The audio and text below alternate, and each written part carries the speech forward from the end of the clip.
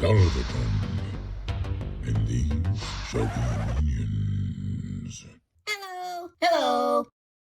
Wait. What are these things?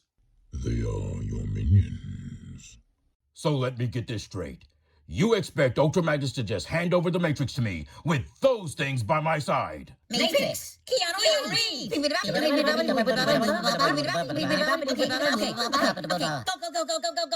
go! Here we go! I shoot you!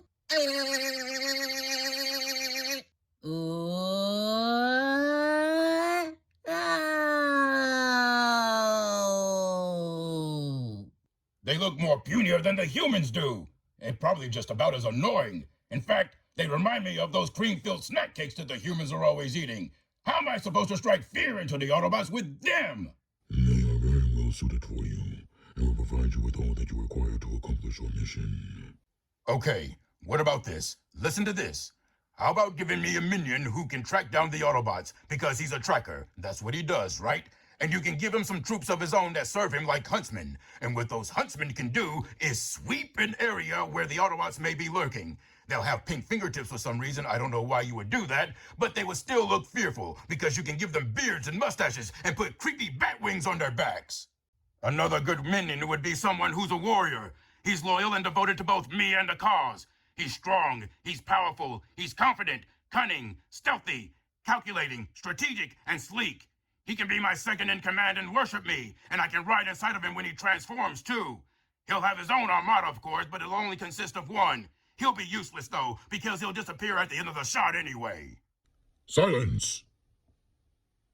You will be appreciative of what I've given you, and you will do my bidding. Now, go. Destroy the Autobot Matrix. This isn't going to end well. All right, you minions, to Cybertron! Destroy the Matrix. Oh, what luck. There's still some leftover from that planet stuck in my maw.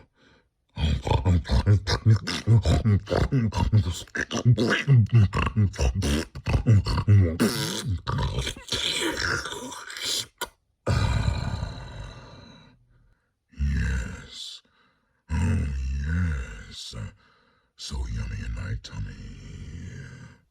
Here's your old Uncle Padrino again with another new movie review. And this time, it's Despicable, as Daffy Duck would say. Or, in this case, Despicable Me 4. Alright, so, let's get started with the story first. Cliff Notes version of the story, okay? Now, a lot has changed for our favorite character, our favorite villain, Grus, since the first Despicable Me movie, alright? And a lot has changed since the last movie, Despicable Me 3, as well for him. As you can see here and in the trailers, he has a bouncing baby boy named Grus Jr. And Grus not really so much as a villain anymore. He's kind of a bit of a hero, but he's not even really much of a hero. He's kind of an anti-hero. He does bad for good, I guess you could say, okay? So, what's happened in this movie, unfortunately, is one of Grus' rivals has escaped from prison and is out to get both he and his family. So, the agency sends the family to sort of like a witness protection neighborhood, okay?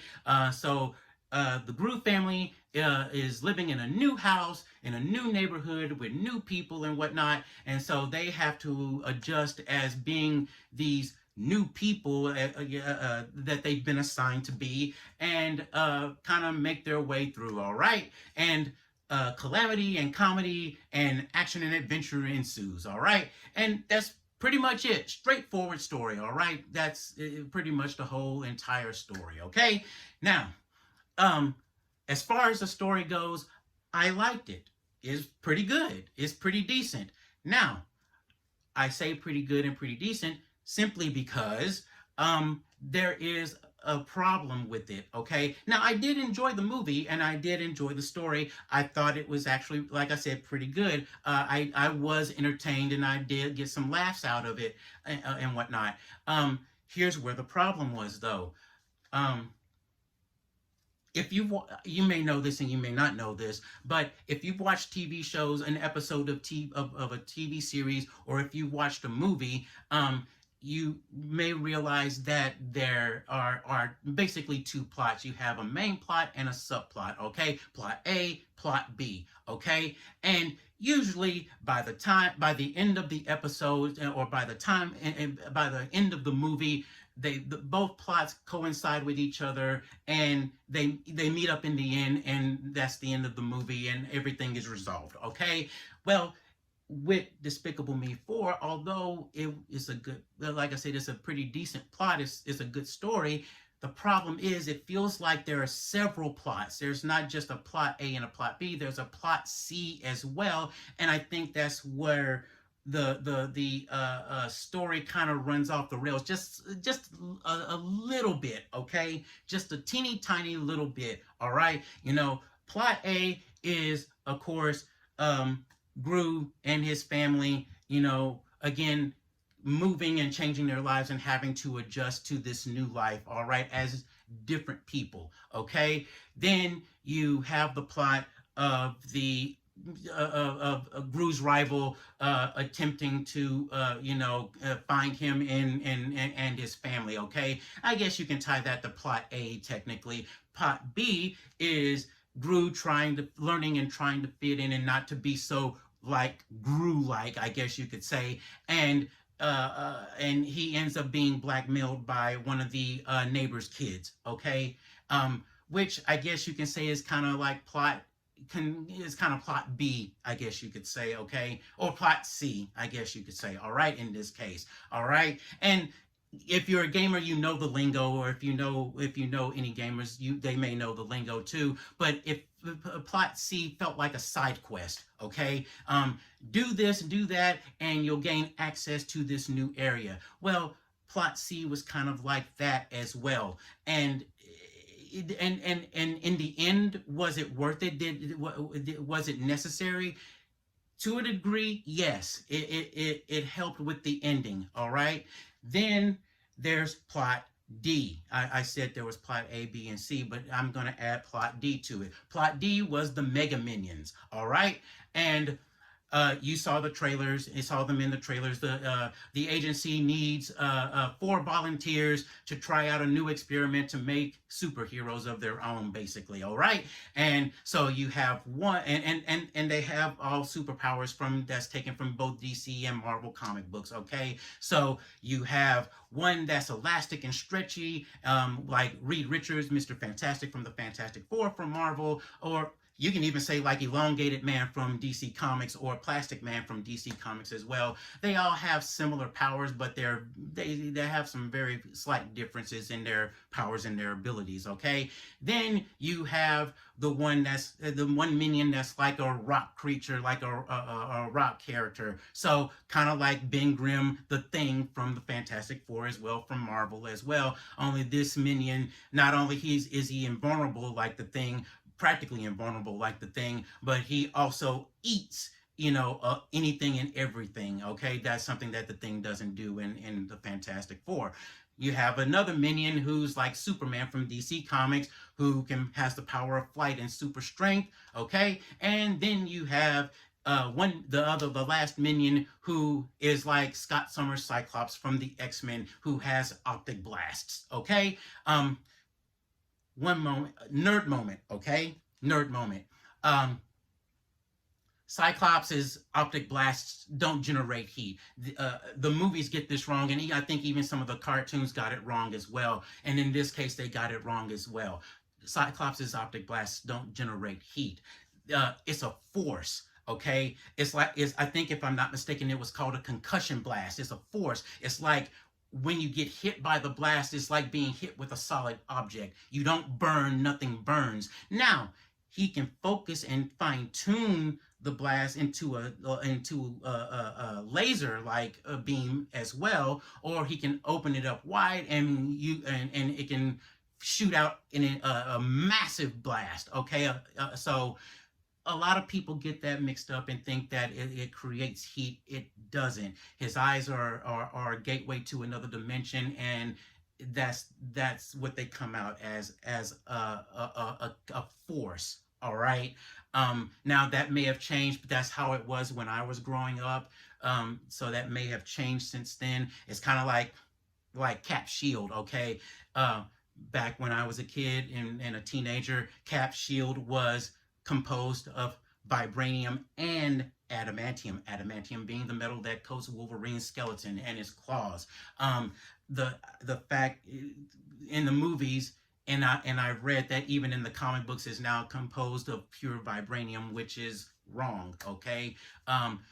The vibranium aspect of his shield is what absorbs the vibrations and absorbs the kinetic energy. So like when you shoot bullets fall to the ground, right? It absorbs it. But it's the adamantium aspect of it that reinforces it and allows it to ricochet as well.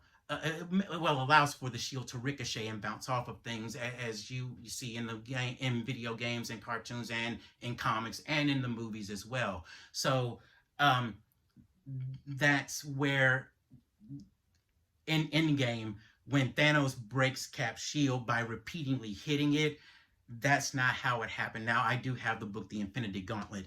It's been a long time since I've read it, but when, if I remember correctly, Thanos broke the shield, broke Cap's shield, punching it with the power of the Infinity Gauntlet. That's how it shattered. Okay, it didn't shatter from him hitting it repeatedly. That didn't make sense, at least for me, anyway. So I'm sorry, I went off on a tangent, nerd moment, like I said, simply because I thought about talking about the Mega Minions. Okay, now the Mega Minion story is great for laughs. You know, you'll have a good time with them, you'll love it, but the thing is, it doesn't do anything for the story. It doesn't help with anything as far as the story goes. Now, it does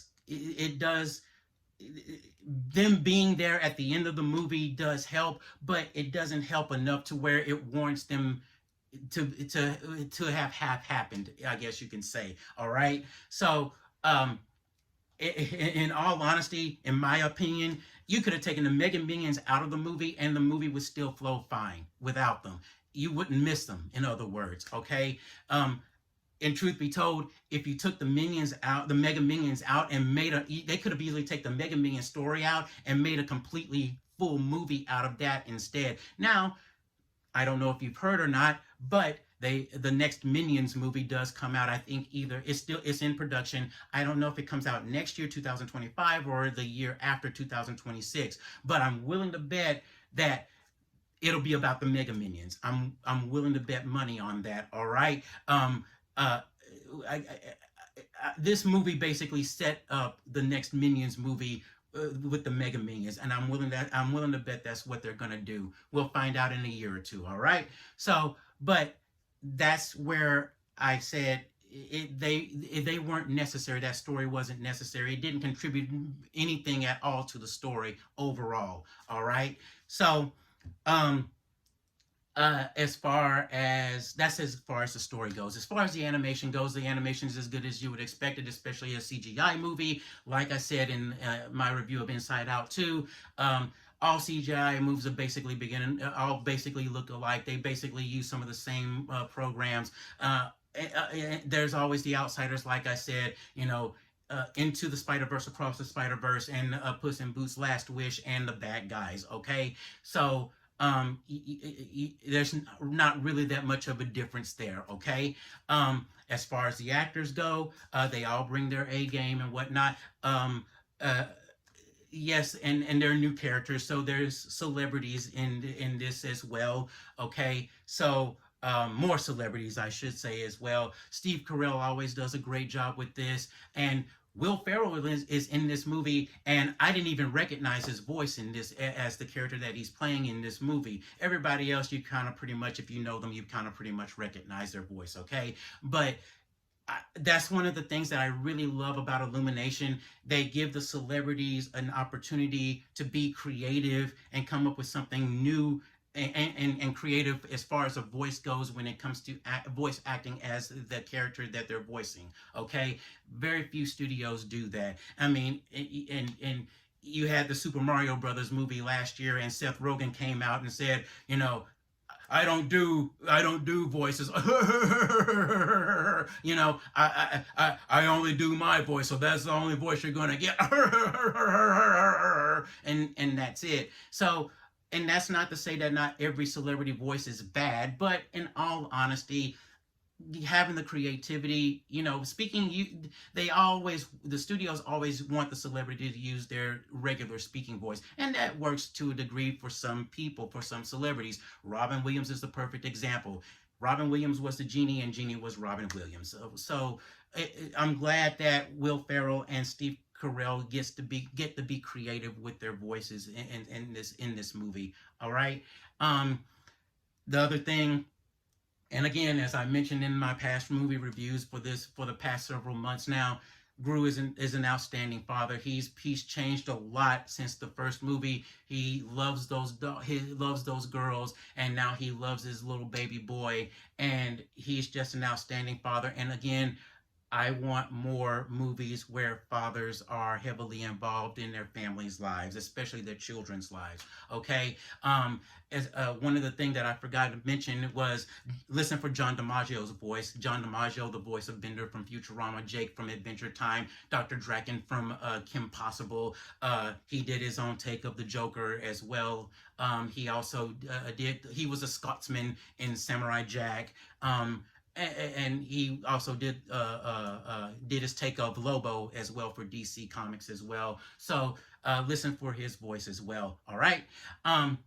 Other than that, I mean, that's pretty much it. I mean, like I said, it was a straightforward movie. I mean, Despicable Me is what built the house of Illumination. Okay. So I mean, you got to respect it for that. I mean, it's still going strong. People and kids still love it, and you can't deny the Minions. Okay, they've become an icon now. I mean, the Minions are for the kids, for the physical comedy and the fart jokes and things like that. Everything else is for the adults. As far as this movie goes, I mean, if you haven't watched it already, and if you have kids, I'm sure your kids have already dragged you to it already, but I think you'll have a pretty good time. That's the thing about Illumination movies.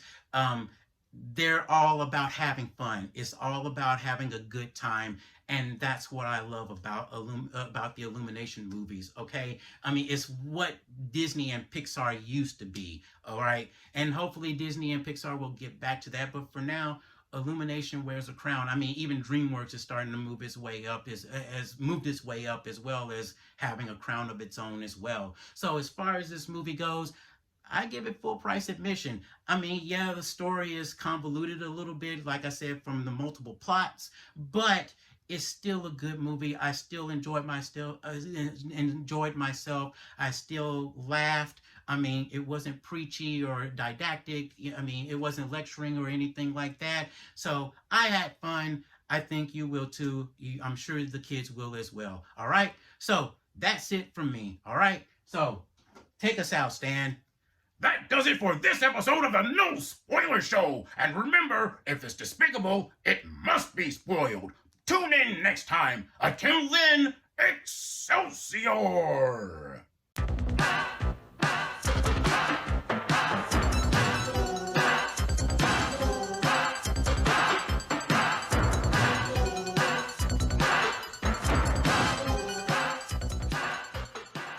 Will anyone else attempt to fill his shoes? What'd he say his name was? Galvatron. Bananas are a fruit rich with the mineral known as potassium, a chemical element that the bodies of the flesh creatures of Earth require to function properly. Works for me. Long live banana! Banana! Maybe proceeding on my way to oblivion wouldn't have been such a bad idea after all. This is despicable. Hold it right there, bub. That's my line. You're despicable. Whoop.